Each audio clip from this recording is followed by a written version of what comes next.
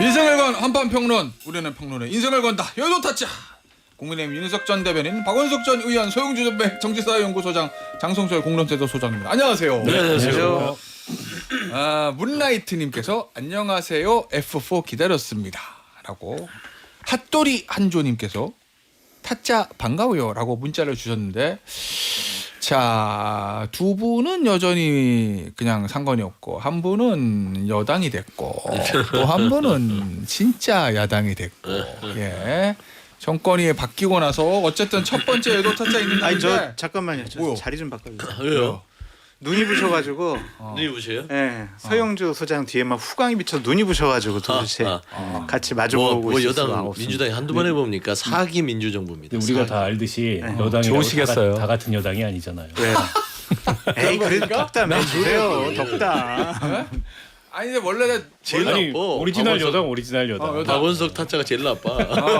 아니 근데 내가 뭐 누구를 얘기하는 건 아닌데, 내가 지켜보니까 제 생각에 제일 불쌍한 게 여당 비주류야. 아닌가? 그래도 여당이 나요? 야당. 그게 맞아요. 여당 비주류가 제일 네. 비주류인 척하면서 힘들지. 핵심이에요. 힘들어. 옛날 아니 윤석열 정부 때 친윤 비윤 뭐 친한 힘들잖아요. 예전에 박근혜 정부 때 김무성계 힘들었잖아. 열나 힘들었어요. 열나 힘들어. 여당 비주류가 근데 제일 이게 힘들어. 보면 각 당의 비주류들이요. 예. 이 그 당과 정부를 성공하게 만드는 밑거름이에요. 아. 꼭 필요합니다. 아, 그래서 그럼 그래요. 비주류들을 대우해줘야 돼요. 아 그건 맞아. 그럼요. 만약 윤석열 전 대통령도 비주류 얘기 들었으면 여기까지 안 왔지. 그쵸. 박근혜 전 대통령도 마찬가지지. 무대랑 유승민 대표 말 좀 원내들 말 좀 들었으면 그렇게 안 됐을 수 있지. 윤석열 정권은 제 말만 들었어도 이런 비참한 최후를 맞이하지 않았을 겁니다. 그것도 맞는 얘기인 것 같아요. 맞는 말이죠. 그래서 그 비판 많이 당이 다양성을 가지고 예. 이렇게 주류와 비주류를 나누는 것까지야 뭐 그럴 수 있으나 비주류 얘기를 많이 들어라. 바람이 있다면 서영주 소장님은 꼭 주류 얘기를 걸으시라. 뭐 비주류 얘기 너무 저는 힘들어요. 비주류처럼 보이지만 또 주류에 속해 그렇죠? 있어요. 네. 그렇습니다. 알겠습니다. 좀 이따 뭐 좀 부탁 좀 할게요. 네, 고맙습니다. 알겠습니다. 예, 뭐 그 부탁이 이루어질지는 잘 모르겠는데 어쨌든 그거 알아서 그러네. 들어하시고. 예. 어제 이재명 대통령 첫날이에요. 취임사 얘기부터 해보죠. 자, 주관식으로 드립니다. 어떤 취임사였다. 취임사 딱 듣고 느낀 게 뭐다. 우리 박타차부터. 국민 통합의 시대를 강조한 취임사였고, 어쨌든 취임사에 대해서는 기대가 큽니다. 기대가 크다. 근데 모든 대통령이 취임사는 훌륭했어요. 그건 그래. 한 번 빼고. 예. 저 서타짜 여당. 진짜 여당 서타짜. 실용이 가득 담긴 취임사였다. 실용. 실용. 실용적 시장주의를 실용적. 예, 그러니까 그런 얘기. 이 취임사 한 마디 한 마디가 예. 실용적으로 가겠다. 군더더기 없이 그런 선언이었고, 예. 저는 취임사만 했었으면은 별로 평가할 게 없었을 것 같아요.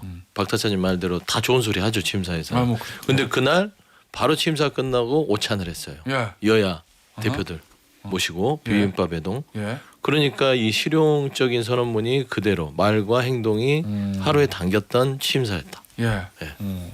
이제 여당 비주류에서 진짜 야당 장타짜 아닌가요? 뭐 이렇게 말들이 많아요. 완벽했다. 끝. 그대로만 하시라. 그대로만 하시라. 그래서 취임사를 저는 크게 프린터를 해가지고 대통령실 벽에다가 좀 붙여놨으면 좋겠어요. 그래서 자꾸 다른 유혹이 예. 또 다른 생각과 판단이 들 때마다 내 국민 앞에 처음에 뭘 약속했지? 자꾸 그때 거를 되돌려봤으면 좋겠어요.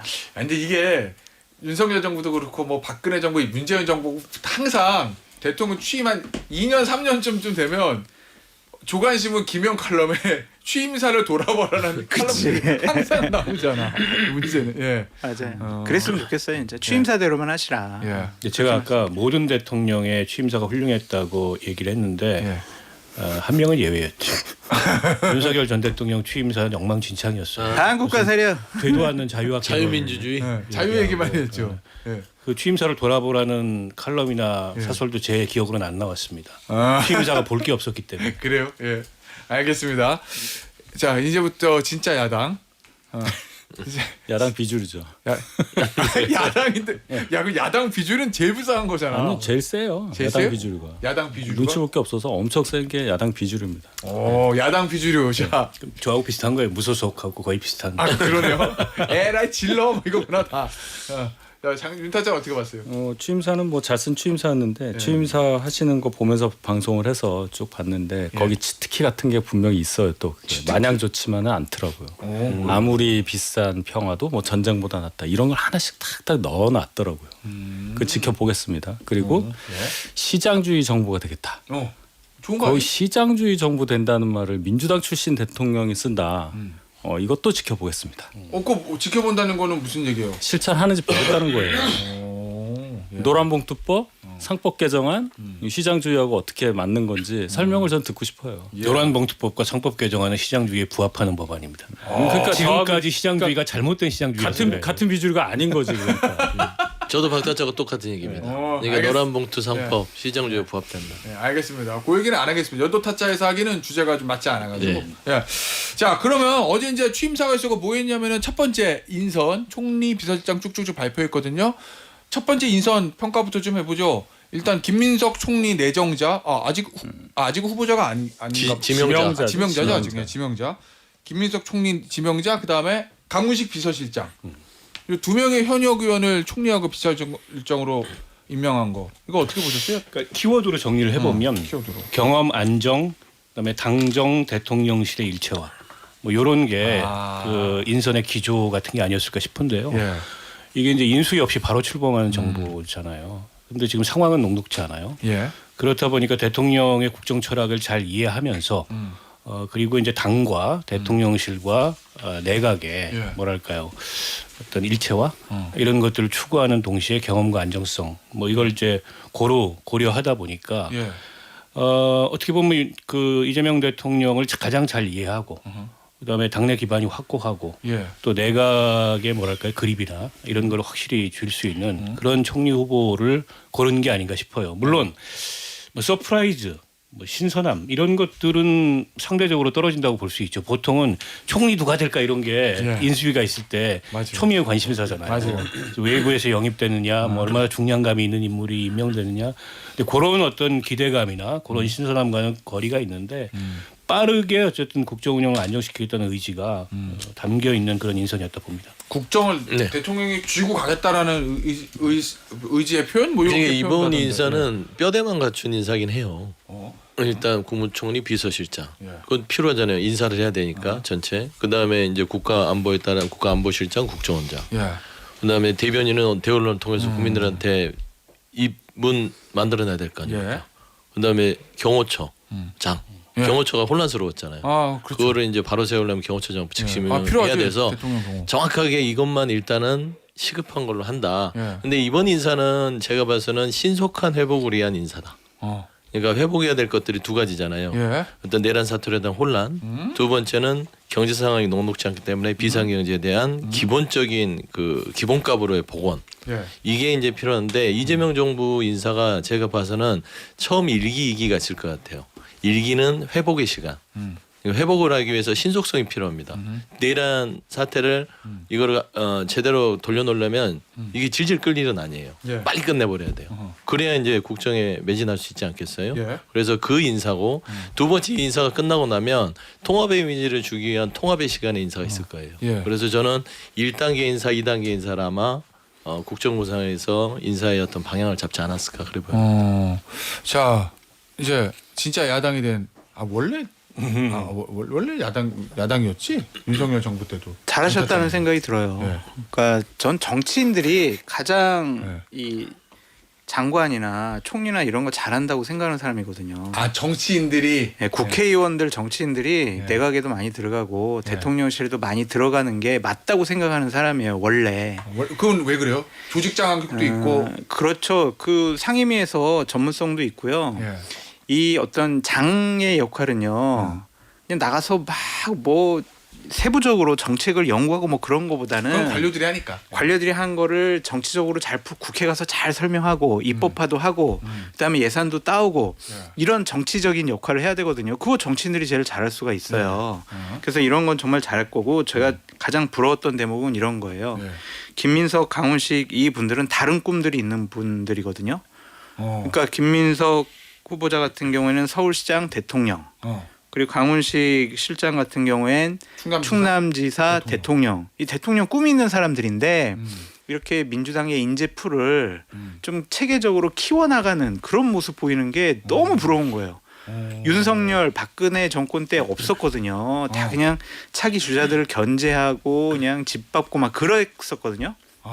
집 밟혀봐서 안 해요 장타짜는. 그렇죠. 예. 근데 이렇게 정치적인 꿈 있는 사람들, 인재들을 자꾸 키워가지고 예. 후보들을 많이 이렇게 두는 거 너무 부러운 거죠. 그래서 정말 잘하셨다 그런 생각이 듭니다. 예. 그렇죠. 보수 진영에는 폐쇄자만 리스트를 꼽아도 그냥 바로 나와야 한 10명 정도. 폐쇄자 리스트 이따가 해볼게요. 보수 진영의 폐쇄자 리스트 본방불가. 대표적 폐쇄자를 우리가 떠올릴 수 있죠. 본방 불가에서 하시죠. 예, 본방불가 살 거야. 폐쇄자 아이템 나왔다. 폐쇄자 리스트. 그거 맞네. 후계를 안 키워. 안 키워야. 안 예. 키워. 왜냐하면 예. 천년만년 할 줄 알고 첫날부터 그래요. 예. 예, 이재명 대통령은 안 그러시기를 바래요. 그런데 예.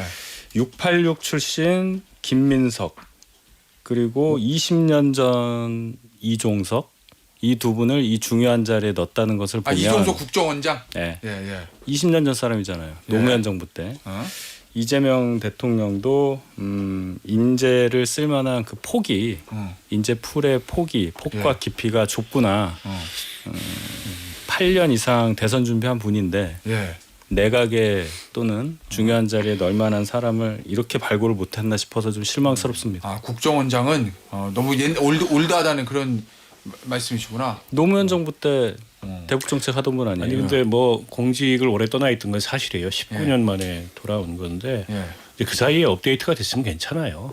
공직을 맡지 않았더라도 아니 정부가 계속 바뀌었는데 계속 공직을 어떻게 맡아요? 예. 이제 업데이트가 안 돼 있다면 문제인 거고. 예. 그래서 제가 문재인 정부 때도 공직을 안 했었나요? 이종석 안 원장이? 했었죠. 네. 네. 참여정부 때만 했었습니다. 그건 그때 뭐야? NSC 사무처장으로 시작해서 통일부 장관 이렇게 예. 했었는데 예.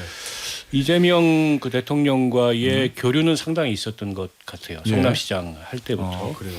예. 그리고 이분이 원래 학자잖아요. 예, 맞아요. 예. 그래서 어쨌든 남북 관계나 예. 어쨌든 외교안보 현안에 대해서 그동안에 쭉 관찰하고 다뤄왔을 거기 때문에 예. 업데이트가 돼 있으면 문제가 없다. 공직을 안 맡았던 게 결함은 아니고. 예. 그래서 제가 오히려 좀 주목했던 거는 이제 경험을 중시하고 안정성을 중시하겠다 이런 게 좀 읽힙니다. 예. 왜냐하면 한번 해봤던 분이고 NSC 상임의장을 했기 때문에 뭐 그렇죠. 지금 같은 상황에서 더군다나 이제 안보 경제 예. 이게 굉장히 중첩된 어떤 대외적 과제들이잖아요. 근데 그런 걸 누구보다 잘 다룰 수 있다. 이런 평가를 내부에서 했던 게 아닌가 싶고 근데 위성락 안보실장도 마찬가지고 그런데 외교관 출신으로서 예. 어쨌든 외교안보 현안을 모르는 분이 아니기 때문에 그런 점들이 좀 반영된 것 같고 오히려 지금 같은 시기에 그냥 정말 이 공직 경험이 없는 학자 출신이나 그런 게 더 한계가 커요. 더 위험성이 있어요. 뭐 그래서 보도 보니까 저는 오히려 잘된 인사라고 봅니다. 예. 이재명 대통령은 교수 출신 장관하는 거에 대해서 좀 별로 안 좋아한다 이렇게 보도는 났더라고요. 조직장에게 문제가 있어서. 그러니까 네. 전체적으로 이종숙 국정원장도 보면은 이게 실용적인 외교 안보를 하는 분의 대표적인 케이스입니다. 네. 그러니까 말씀한 대로 학자 데려다 놓으면 책 보고 계속해서 책에서 답을 찾으려고 하지만 네. 경험이라든지 다양한 여러 가지 이제 인적 교류를 통해서 판단을 하는 사람이라고 아마 여러 가지로 다각적으로 판단해서 온 것이지 네. 20년 전 사람이라고 해서 이분이 그 실력이 그 자리에 있을 알겠습니다. 만하지 않다. 아니 저는 어제 인선 보면서 제일 이제 궁금하다고 그래야 되나 어떤 생각인가 했던 게 강훈식 비서실장. 내가 강훈식 의원이라면 어떻게 했을까? 왜냐하면 김민석 의원은 총리 뭐 배지 달고 그냥 가면 되잖아요. 근데 강훈식 의원은 의원직 버려야 되잖아. 네, 비서실장 버려야 돼요. 버려야 돼요? 네. 그리고 삼선인데 그리고 말씀하셨던 대로 충남지사 내년 지방선거 꿈이 있는데 그러면 비서실장 하다가 충남지사 또 나갈 수 있다고 100% 장담할 수 있는 것도 아니잖아요. 100% 나가요. 실장 하다가? 네, 그럼요.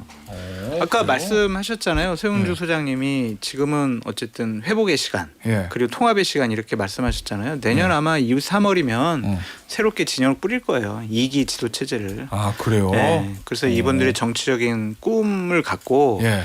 오히려 비서실장을 하면서 여러 가지 예. 일을 할 수 있겠다. 그리고 경험도 비서실장이라는 자리가 예. 국정을 옆에서 정말 실질적으로 맞아. 수행하기도 하고 옆에서 보기도 하잖아요. 대단한 경험이란 말이에요. 아니 말 그건 맞는데 예. 근데 이제 삼선 국회의원이 선뜻 그거를 수용하기에는 그러니까. 이제 기존 관념으로 봤을 때 예. 쉽지 않은 결단이죠. 왜냐하면 자기 지역구가 맞아. 있고 삼선 의원인데 그걸 내려놓고 간다는 게 예. 그러면 거기 보궐선거가 나오잖아요. 예. 물론 지금 이제 분위기가 좋기 때문에 보궐선거에 자신감이 있어서 예. 나가는 거긴 하겠습니다. 통상은 그런 결정을 잘 안 해요. 그렇지. 지역구 버리는 건. 그래서 통상과는 좀 다른 결정을 하는 건데 예. 근데 이제 정치적 체급이라는 측면에서는 체급을 키우는 게 맞죠. 대통령의 첫 비서실장은 굉장히 상징적인 아, 자리예요. 맞아. 예. 그래서 그걸 거쳐서 내년에 충남지사 후보로 나간다면 당내 경선이나 본선에서 체급이 오히려 커진 예. 그런 경쟁력을 보일 수가 있죠. 예. 알겠습니다. 그래서 이제 또 장타차도 부럽다. 민주당 이게 후보를 저 차기 주장으로 키워내는 이렇게 얘기하죠. 또 강원식 비서실장은 제가 또 작년에 만났었는데 예. 제가 윤석열 정권의 탄압을 받았을 때 저를 상당히 좀 위로해주고 예. 격려해주고 그래요? 저한테 선배님으로 깍듯하게 또 하시더라고요. 그래서 아주 훌륭한 인품적으로도 아주 훌륭한 분이다. 그럼 이번 장타짜 자리 이번에는- 바꿔주세요. 그럼 장타짜 자리를 절로. 그 꿈에 그리던 대통령 추석 설문 선설문 받을 수도 있겠네. 받겠죠. 얘기해 보려고요. 아, 무조건 아니, 받죠. 윤석열 정부 임기 초에도 저랬어요. 임기초? 안 그랬는데? 야, 윤타차 할 얘기 있어요? 강훈식 앞서 저희한테 눈빛을 뭔가 딱 주시는 게 강훈식 아니요. 비서실장에 대해 저희는 폐쇄자들만 있다니까요. 근데 강훈식 비서실장 그래서 부럽다고요. 가는 부분들은 이제 삼선 국회의원으로서 승부수죠. 예. 부담될 거예요. 지역구에서 그래도 삼선을 만들어줬는데 지역구민한테도 그렇고. 근데 뭐 승부수를 던진 건 정책 결단이니까 그렇다 치고 충남지사를 준비했던 분들이 우리가 또 있잖아요. 누구 있겠지 민주당. 민주당 후보가 뭐 너무 많아. 공주 쪽에도 있었었고. 근데 그분하고의 어떤 정치적인 또 명함이 이게 또 이게 교차하는 거를 생각하면 박수현 의원. 그러면은 상당히 또 이게 참 그 관전 포인트 충남지사의 관전 포인트 이것도 한번 봐야 될 것 같아요. 예. 아니 왜냐면 어제 저도 그냥 그러면은 비서실장 하다가 1년 이제 하고 저 충남지사 나가고 이렇게 하겠구나라고 생각을 했는데 어제 어떤 언론사 메인 뉴스의 리포트에 보니까 한 줄이 딱 들어가더라고. 비서실장이 돼서 충남지사는 좀 어려워졌다라는 당내 관측이 있습니다. 요런 리포트 맞아요. 한 줄이 들어가서 이건 또 뭔가라고 저는. 그렇게 릴리스 한 보통 거지. 지방선거가 지금부터 뭐 경선 본선 다 준비하거든요. 내년 1년밖에 안 남았기 때문에 그래서 이제 그런 관측이 나올 수 있는데 예. 아니 대통령 비서실장을 하면은 이후에 정치적 진로는 선택폭이 넓어져요. 그럼요. 알겠습니다. 입각을 할 수도 있고 많습니다. 그럼. 알겠습니다. 자 당권 얘기해 보죠. 국민의힘 당권 있다 하고 민주당 당권. 이제 원내대표 경선 있죠. 네, 6월 14일 날 14일이죠. 앞서 이제 서영교 의원은 저랑 인터뷰할 때도 제가 물어봤더니 나 등록한다 후보 등록 이렇게 얘기를 하셨고 그다음에 이제 연대표 뽑고 그다음에 당 대표 있어요. 박타짜 보기엔 누구가 제일 유력해요? 당 대표 그다음 원내대표. 원내대표는 좀 모르겠습니다. 당대표. 당대표는 당대표 보궐선거죠. 최고위원들까지 다 뽑는 전당대회. 최고위원도 지금 김민석 최고가 당 대표만 됐기 뽑는다고 저는 근데 알고 있어요. 이번에 지금 당 대표만 뽑는 걸로 박찬대 원내대표하고 정청래 법사위원장이 제일 유력하다 이런 보도는 있던데. 뭐 그런 보도들이 보도는 나오는데 있어요. 그거야 뭐 가봐야 하는 거 아닙니까? 당 대표요? 어떻게 보면 두 분 다 이를테면 이재명 당대표 시절에 일종의 주류였잖아요. 예. 그리고 이재명 그 대통령의 지지 기반을 당내에서 공유하는 사람들이기 때문에 예. 이제 누가 될지 그거야 지켜봐야 알 텐데 이제 당 대표 위상이 예. 어떻게 보면은 굉장히 독자성이 강한 그런 위상을 갖기에 지금 시점이 굉장히 어려워요. 그잖아요. 어쨌든 네. 대통령의 국정 운영을 잘 서포트하고 예. 당을 잘 관리하고 이런 역할이잖아요. 예.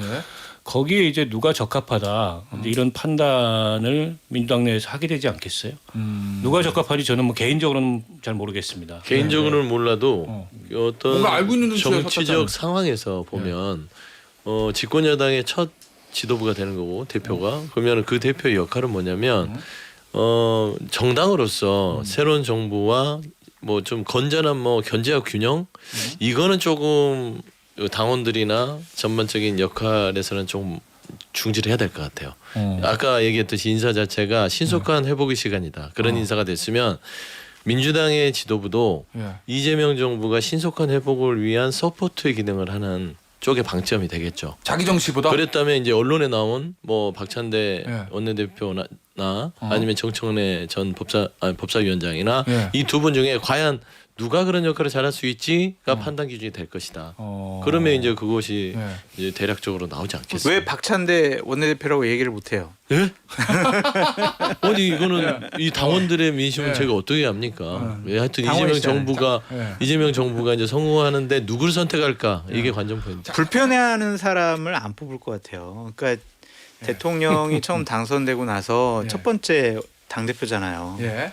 그러면 대통령과 호흡을 잘 맞출 수 있는 사람 아하. 그런 사람을 뽑겠죠. 정청래 법사위원장 같은 경우에는 우리가 대선 과정 중에서 살펴보면 예. 조금 이재명 대통령과 생각과 의중이 다른 법사위에서의 여러 가지 법안 처리에 대해서 예. 좀 이재명 대통령이 불편했다. 이런 뭐 소문이 여의도에 좀 있더라고요. 그러면 네. 좀 박찬대 원내 대표를 조금 더 선호하시고. 편하게 생각하시고 호흡을 맞출 수 있다고 생각하지 않을까. 그러니까 그런 자기 정치를 생각이 덜하는 사람을 선택할 거라는 정확한 얘기시구나. 지적이세요. 네. 예. 알겠습니다. 윤타짜한테는 안 물어볼래요. 관심 없을 것 같아가지고. 예, 이제 찬밥이니까요. 네. 국민님도 이제 당 대표 선거가 있어야 되지 않겠습니까? 예, 이제 물어볼 거예요. 예. 아니 그럼 윤타짜한테 이거 물어봐야 되겠다. 아니 근데 지금 어제 이제 법사위에서 여러 가지가 처리가 됐는데, 그죠? 특검법 3개가 다 처리됐고 본회의에서 예, 예. 그리고 대법관 증언법은 요거는 약간 속도 조절하는 것 같아요. 전체회의 안 간 속도 거로 조절 봐서. 들어갔어요. 예. 근데 이제 문제는 제일 중요한 것 중에 하나가 형사소송법 개정안. 그거거든요. 재판 못하게 하는 거. 예. 그거 어제 이제 김용태 비대위원장은 대통령 앞에서 이거는 좀 우려가 있다 이렇게 얘기를 했거든요. 예, 예, 예. 윤타짜 보기 이거 어떻게 처리될 것 같습니까? 왜냐면 처리 아니 공직 다음 재판은 예정된 건 6월 중순에 선거법이고 6월 18일. 대장동은 6월 말이에요. 예. 예. 어떤 선택을 할 것 같아요, 여당이? 여당은 처리할 것 같습니다. 처리한다. 예. 이게 제일 급할 거예요. 음. 만약에 파기환 송심이 6월 18일 날 그대로 진행되게 놔둔다. 예. 그럼 때려서 올라갈 거 아니에요. 형량이 나온단 말이에요. 뭐 그날 선고는 안 뭐 어쨌든 하겠지만. 뭐 예. 이렇게 갈 거 아니에요. 쭉쭉쭉쭉. 예. 기일을 한번 했는데 이걸 안 하고 중간에 하지는 않을 거예요. 예. 그 모양이 이상하잖아요. 그러니까 6월 18일을 아예 못하게 하거나 예. 그냥 가거나 둘 중에 하나일 테니 예. 빨리 그래서 빨리 하는 거 아닙니까? 빨리 법을 공포해야지. 예. 그래서 면소해야죠. 저는 법원에서 안 할 것 같아요. 재판을. 아래 직권으로 연기. 어제 조희대 예. 대법원장이 예. 이재명 대통령과 악수하는 그 개면적인 웃음 표정을 보니까 예. 이거는 좀 안 하지 않을까 그런 느낌이 그냥 빠왔어요. 그리고 대통령이 됐잖아요. 예. 근데 재판을 진행한다라는 게 물론 원론적으로 맞고 법적으로 뭐 사법 절차적으로 맞겠지만 예. 이 분위기라는 게 또 있잖아요. 알겠습니다. 자, 광고 듣고 저 나머지 얘기 좀 나눠볼게요. 김태현 정치쇼 3부 이어가는데요. 저 박원석, 소용주, 장성철, 윤희석 네 타짜와 함께하고 있습니다. 2부 말미에 우리가 그 얘기했었잖아요. 대통령 이제 선거법 재판이 6월 이제 18일인데 그러면 그 전에 선거법 개정안이나 공직선거법 개정안 여당에서 처리할 거냐? 윤타짜는 그 재판 전에 처리할 거다. 그리고 장타짜는 법원이 알아서 기일을 연기하든지 예. 그럴 거다라는 전망. 어제 조희대 원장과 대통령과의 어색한 악수 그 얘기를 해주셨고 그 얘기를 하고 있을 때 박타짜가 싹 회심의 미소를 지었어요. 저는 법원이 재판을 헌법 84조 해석에 따라 중단하는 게 맞다고 보고요. 이게 헌법의 해석도 예. 결국은 주권자인 국민들의 의지가 뭐냐 이게 굉장히 중요하거든요. 근데 이게 이미 반영돼서 투표로 결정한 거예요. 그런 사법 리스크에도 불구하고 대법원 파기 환송심까지 진행이 됐음에도 불구하고 이재명 대통령을 승인한 겁니다. 예. 이 국민 전체가 투표해서. 예. 그러면 그 얘기는 어쨌든 국정 운영을 대통령이 하도록 재판을 중단해야 되는데 이게 국민의 의지예요. 예. 때문에 저는 법원이 그 의지를 존중해서 재판 중단하는 게 맞다고 보고요. 예. 아마 이제 지금 민주당에서도 대법원이 어떻게 나온지 좀 지켜볼 것 같아요. 오. 6월 18일로 잡혀 있나요 지금? 예. 6월 18일까지 지켜볼지 뭐 그 전까지 지켜볼지 모르겠습니다만 뭐 그 이후에 처리해도 되는 거니까 예. 그리고 나서 아마 판단을 할 것 같고 괜히 이제 초기에 이걸 가지고 논란을 키울 생각은 아닌 것 같아요. 그래서 오늘 본회의에서도 예. 특검 3법 하고 검사징계법만 처리하고 대법관 정수 문제는 굉장히 큰 구조 개혁이기 때문에 네. 법조계 의견이나 이런 걸 좀 수렴해야 됩니다. 그래서 속도 조절에 들어간 게 아닌가 싶어요. 예.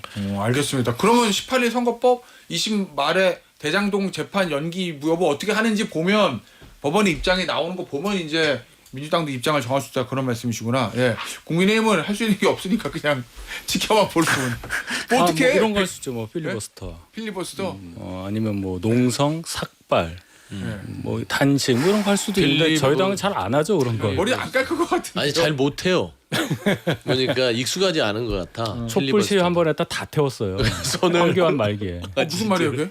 좀 황교안 대표 때 광화문 앞에 세종문화회관 앞에 그 계단에서 우리 한참 문재인 정권 그거 할 때 촛불 시위를 하자고 해서 다 당협위원장 모여서 촛불을 나눠주고 컵을 나눠 안 해봐가지고 다 태우고 막 촌놈 떨어지고서 그 다음 주에는 예. 건전지는 1,500원짜리 촛불 전기 촛불.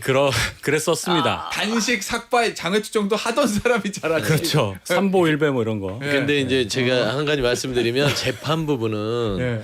저도 이게 대통령이 됐는데 예. 국정수행을 위해서 중지될 것 같아요. 그러니까 이제 불소지 특권 부분의 소추를 예. 법원이라든지 사법부에서 예. 일단 중지시키는 쪽으로 결정하지 않을까. 그리고 대법원 법원이 그렇게 결정하지만 민주당도 좀 편하지긴 하죠. 아니 그게 또 나라를 위해서도 예. 뭐 좋은 것이고요. 예. 사실상 그리고 이제 대법관 증언이라든지 형사소송법 이 공직선거법의 이 개정안 자체도 예. 충분히 논의하는 모양새는 민주당이 가지고 갈 거예요. 왜냐면 어제 김용태랑 그 김용태 천하람 부위원장? 대표 예. 이 두 분이 좀 말하자면 좀 항의식의 발언을 했잖아요. 예. 그러고 나서 민주당이 속도 조절 들어간 거 보면 협치의 어떤 그 재료로 쓸 수 있다. 예. 아 그거를 그렇게 좀 민주당에서 좀 속도 조절하는 거를 협치의 재료로. 네. 오, 알겠어. 그러니까 법원이 만약에 재판을 이게 그렇게 정리를 해주면 민주당도 그냥 편하게 갈 수 있다는 거잖아요. 예, 알겠습니다. 자 이제 논란과 내용의 국민의힘으로 가보겠습니다. 자 윤타짜 할 얘기가 많을 테니까 신박을 도움주시고 일단 오늘 저 아마 시간이 저 부족하면 저 본방부에 가서도 쭉 네. 얘기를 해볼 건데 오늘 의원총회 있잖아요. 네. 예? 10시 하죠. 10시에 보니까 박타짜가 씩 웃음을 짓고 있습니다. 앞서 이제 권성동 원내대표 거취 문제가 세게 나올 것 같아요. 앞서 정성국 의원 인터뷰했는데 정성국 의원도 페이스북에 빨간 바닥 하얀 글씨로 권성동 원내대표 물러나라고 오늘까지 그게 어제예요. 안 물러났어요. 오늘 이제 의원총회에서 이제 보겠다고 저 상황 되면 발언도 할 수도 있다고 정성국 의원이 그럴 것 같거든요. 오늘 어떻게 될 것 같습니까? 권성동 원내대표는 계속 자리에 있겠죠. 안 물러날 것 같아요. 물러날 거를 왜 의총을 열어서 합니까? 그러니까 알량한 원내대표. 아니 왜냐면 이거는 비하하는 게 아니라 권성동 원내대표가 알량한 대선 후보 대선 자리라고 후보. 그랬잖아요. 대선 후보가 알량하면은 원내대표는 더 알량하지 뭐. 그 대선 후보도 당권 생각하고 어제 세게 말씀하셨는데 뭐 그래요? 원내대표도 임기가 있고요. 예. 작년 12월 12일에 선출이 됐고 1년 있으니까 아마 그런 거를 명분으로 해서 어려울 때다. 뭐 대여 투쟁에 선봉에 서겠다 이러면서 아마 눌러 앉으려고 하실 것 같은데요. 그래요? 네. 아니 근데 지금 선거 끝난 지 3일째입니까? 이틀 됐죠. 이틀 됐습니까? 왜 아무도 안 물러나죠? 이 정도 대패했으면 네, 아무도 안 물러나요. 물러나야 됩니다. 누가 물러나든 비대위원장이든 원내대표든 누가 됐든. 근데 아무도 안 물러나요. 그 대선 후보였던 김문수 후보가 대선 후보직에서만 물러난 거예요. 근데 그분도 물러났는데 다시 그건 이제 뭐 턱걸이 하잖아요. 자동이니까. 근데 정치적으로는 이분도 안 물러나는 것 같아요. 지금 분위기가. 어제 이제 뭐 해단식하면서 낸 메시지나 이런 걸 보면. 그러니까 이게 윤리적으로 지금 국민의힘 내부가 약간 마비됐다라는 생각이 들어요. 이게 정치적 도의나 윤리 차원에서 보면 다 물러나야 됩니다. 이 정도 참패하면. 뒷일은 남은 사람들이 수습하는 거예요. 어떻게 해서든지. 근데 지금 아무도 안 물러나고 오늘 의총에서도 결국에는 이제 물러날 의사가 좀 없어 보이잖아요. 네. 굉장히 그냥 선거 진정도가 아니고 이제 국민의힘이 한동안 정치적 회복이 좀 어렵겠다 그런 생각이 들어요. 지난 한 이틀 정도를 보면서. 권성동 원내대표를 잘 알고 있는 장타짜가 만약에 권성동 원내대표 참모다. 그 정치평론가라고 하면 물러나라고 그럴 거잖아요. 당연하죠. 참모다. 절대로 물러나면 안 되죠. 왜요? 만약에 물러나게 되면은 당내에서 지위를 잃어버릴 수가 있고 예. 또 그 자리를 지킴으로써 비판을 받는 거를 다른 의원들이 조심할 수가 있는데 예. 물러나는 순간 이제 권성동 너 책임은 있잖아 막 또 손가락질할 거고 예. 또 외부적인 여러 가지 위험도가 높아질 거기 때문에 외부적인 위험도란 건 뭐예요? 뭐 정권 차원에서 어떻게 뭐 권성동 원내대표에 대해서 예.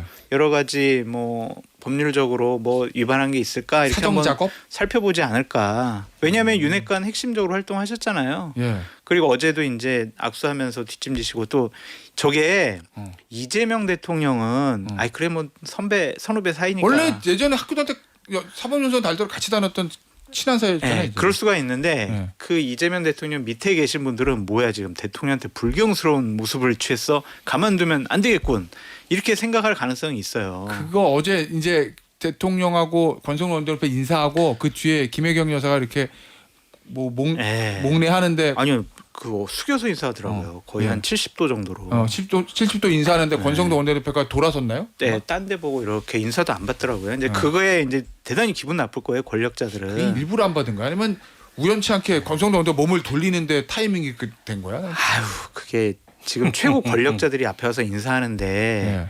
못 봤다고 할 수가 없죠. 다 거기에 지금 다 관심이 집중되어 있는데 그래서 제가 지금 또 우리 또 타짜 출연했잖아요. 예, 예. 권성동 원내대표의 의중과 관련해서 제가 방금 전에 물어봤더니 권성동 원내대표는 그대로 스테이 이렇게 좀 물어봤더니 예. 그럴 것 같다.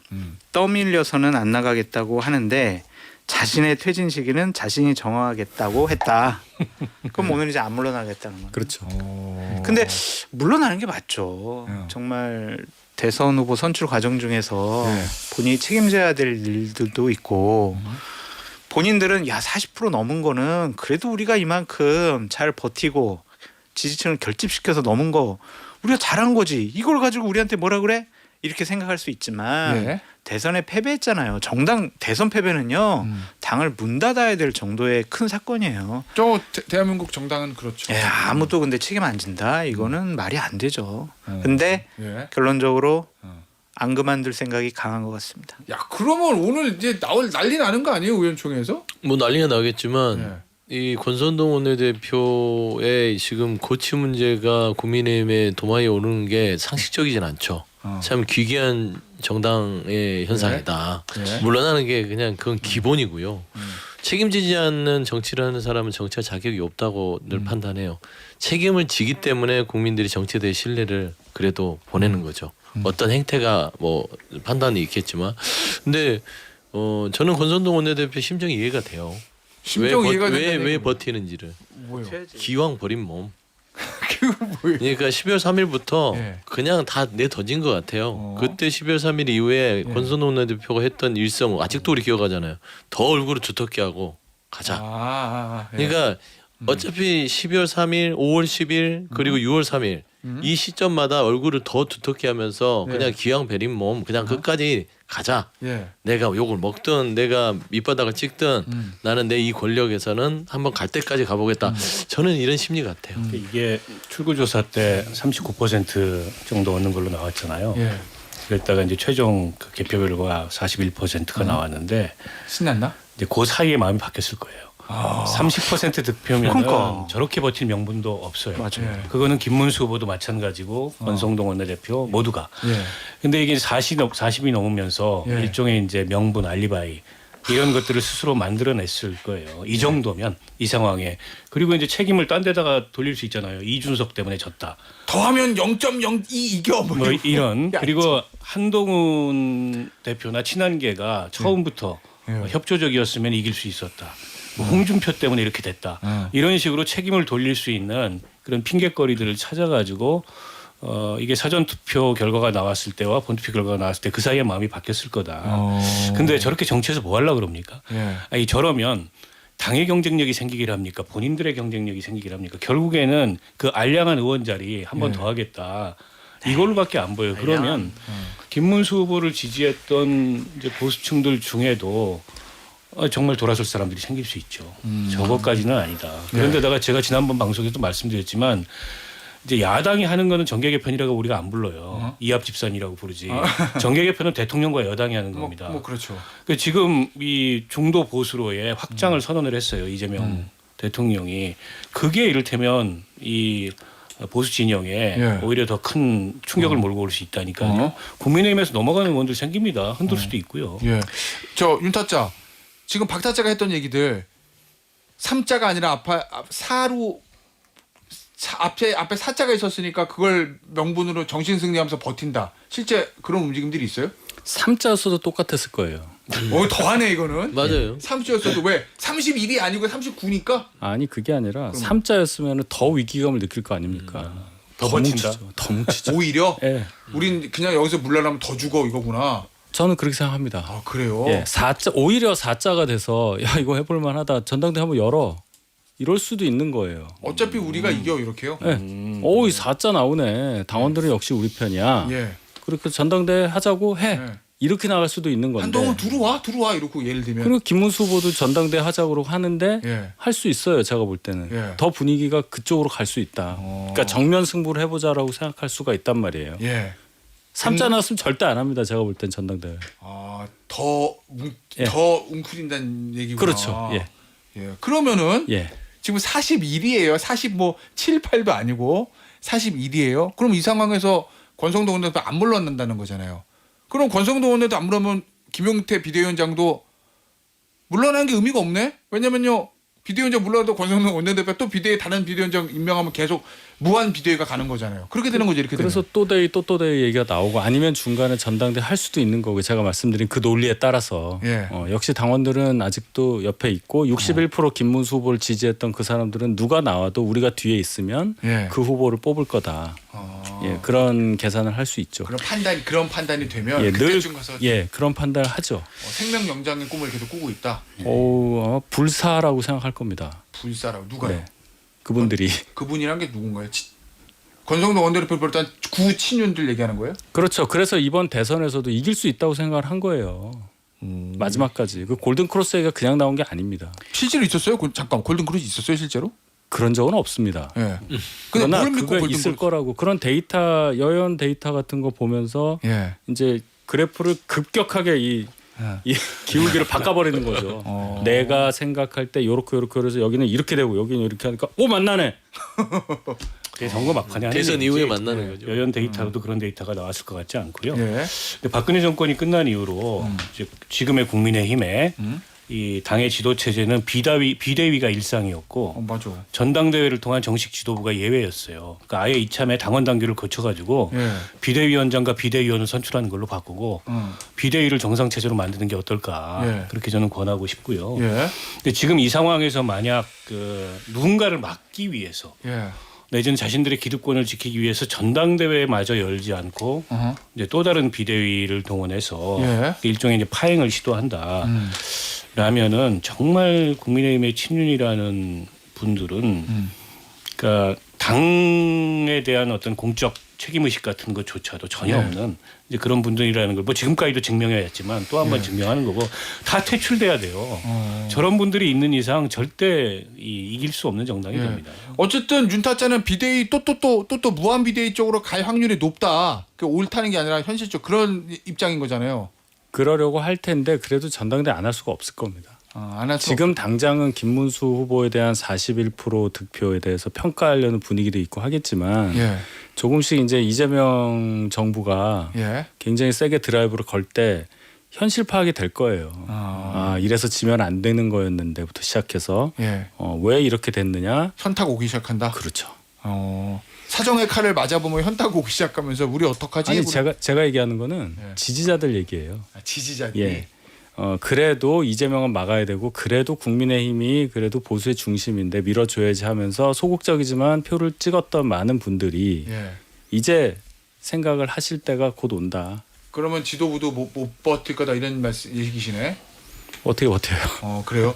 그러니까 이게 대단히 합리적이고 상식적인 생각과 예측인데 그분들은 계속 버틸 거란 말이에요. 그 버틸 힘을 이번에 네. 대선에서 얻었어요. 41. 아니 예를 들면은 네. 강릉 같은 경우도 권성동 원내대표 네. 지역구 관리도 잘 안 하고 지역에서 별로 뭐 요즘에 안 좋아한다라고 하지만 그래요? 강릉- 확인된 거예요? 아니 그런 소문이 있었다니까요. 소문? 예. 근데 이번에 강릉에서도 이겼잖아요. 예. 강원도에서도 이기고 춘천하고 원주 빼놓고는 네. 이겼단 말이에요. 표수 지난 대선 때보다 차이는 줄어들었지만 이겼잖아요. 이 어려운 상황에서 이겼어. 그럼 네. 우리가 이재명 정권이 지금 국정 운영하다가 실수하거나 여러 가지 문제가 생기면 우리는 다음번에 지방선거도 이길 수 있고 예. 우리가 총선도 이길 수 있어. 나 뺐지 달 수 있어 이렇게 생각할 거 아니에요. 예. 대통령 꿈이 없는 사람 그 국회의원은요 제일 첫 번째 10번째 목적이 나 배지 한 번 더 다는 거거든요. 예. 근데 권성동 원내대표 같은 경우에는 본인 지역구에서도 이겼고 강원도 이겼고 예. 그 40% 넘었고 예. 그러니까 이거 내가 버티면은 괜찮겠네. 예. 또 이제 대학교 후배니까 내가 제일 잘 싸울 수 있어. 그런 명분도 봐봐 나 꼿꼿하게 뒷짐지고 서 있었잖아. 예. 꼿꼿 문수 예. 서영교 의원이 일어나 사과해 그럴 때 안 일어나고 딱 버티니까 대선 후보 되잖아요. 그러니까 이번에 악수할 때도 좀 약간 꽃꽃 선동, 예. 성동. 이렇게 좀 버티고 서가지고 흔쾌하지 대통령이랑 않으니까 악수할 때도 이렇게 약간 고개 숙이는 거 없었어요. 없었고. 그래 딱 이러고 뭐 이렇게 얘기를 하시더라고요. 그리고 이제 김혜경 여사 인사할 때는 이제 뒤 돌아 있었고 네, 이렇게. 그거는 이제 당원들에게 세게 세일즈할 수 있는 부분이죠. 내가 대통령에게도 이런 식의 우리의 자존심을 지킨 사람이다. 일부러 의도적으로 그랬다는 저는 거예요? 의도적으로 했다고 봐요. 특히 권성동 원내대표가 의도적으로 했을 가능성이 높긴 한데 프로예요. 저는 이제 중요한 거는 오늘 의총이 국민의힘에서 열리지 않습니까? 예. 난리가 나겠죠. 안 난리나. 근데 이제 아니 뭐 권성동 원내대표 물러나라고 하겠죠. 예. 그러면 그냥 뭐 고성이 안 하고 차분하게 그러겠어요. 근데 이렇게 내용이 있을 때 권성동 원내대표는 그 공격 포인트는 이재명 정부한테 향할 겁니다. 이재명 정부와 싸워야 되고 예. 하면서 이제 지금 허니문이니까 지금 살짝 숨죽이고 있는 거고 예. 며칠 지나면 지금 꼬투리 잡으려고 지켜보고 있을 겁니다. 그리고 몇 개를 찍어서 이재명 정부가 이래서 우리가 맞서 써야 될 때고 지금 안에서 이럴 때가 아니다. 그걸로 우리가 똘똘 뭉쳐서 적은 외부에 있다. 그렇죠. 저는 그런 식으로 탈출구를 예. 좀 마련해서 버틸 가능성이 높다 그래 보여요. 조금만 얘기하면 예. 저도 이제 원내대표실 근무해봤잖아요. 예. 의원총회 때 분위기를 몰고 가려면 사전 정지 작업이 있습니다. 그래서 본인과 원내대표와 가깝거나 예. 아니면 원내 부대표단들 있잖아요. 그 사람들을 앞에 나가가지고 먼저 발언하라고 그래. 그래서 분위기를 쫙 그렇게 몰고 가요. 예. 오늘도 봐보세요. 권성동 원내대표가 사전에 본인에게 우호적인 사람들 먼저 발언대에 세워가지고 당이 이제 대선에 졌는데 위기 상황인데 예. 우리가 지금 전당대회 열고 지도 체제를 바꿔야 되냐? 어허. 안 된다.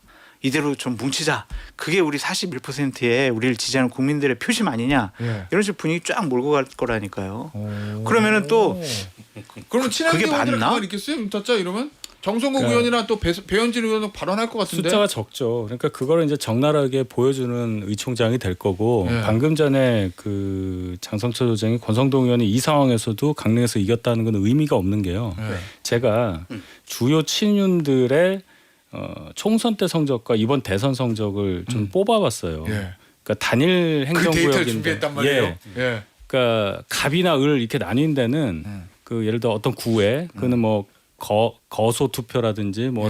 관외 이런 예. 게 막 합치니까 안 돼요. 그러니까 아주 예를 용산, 강릉 예. 뭐 이렇게 하나로 돼 있는데 보면 권성동 의원은 민주당하고 지난번에 11% 정도 이겼는데 대선은 한 7%? 그러니까 좀 줄긴 줄어요. 8%가 네. 그 정도 줄었는데 8%.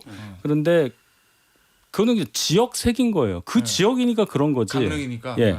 예를 들어서 좀 죄송한데 예. 성일종 의원은 총선 때 한 3.1% 포인트 이겼거든요, 민주당한테. 예. 이번에 뒤집혔어요.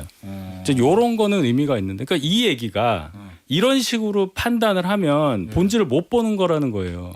줄었어요, 확실히. 그런 분들이 많아요. 예. 제가 일부러 봤어요, 그거를. 아니, 이렇게 어려운 구도 하에서도 이렇게 우리가 동쪽을 다 이겼다. 우리 예. 윤핵관들이 버티고 있었다. 이렇게 할 가세요, 거라니까. 그러니까 옆에 계시지 마. 아니 알겠습니다. 해석을 하는 거야. 야, 왜 그래? 할 얘기 더 있잖아요. 우리 저 5분 10분 쉬었다가 9시 5분부터 스튜디오 옮겨서 본방 불가에서 다시 만나도록 하겠습니다. 자, 본방은 여기까지입니다. 8타째였어요. 감사합니다. 감사합니다.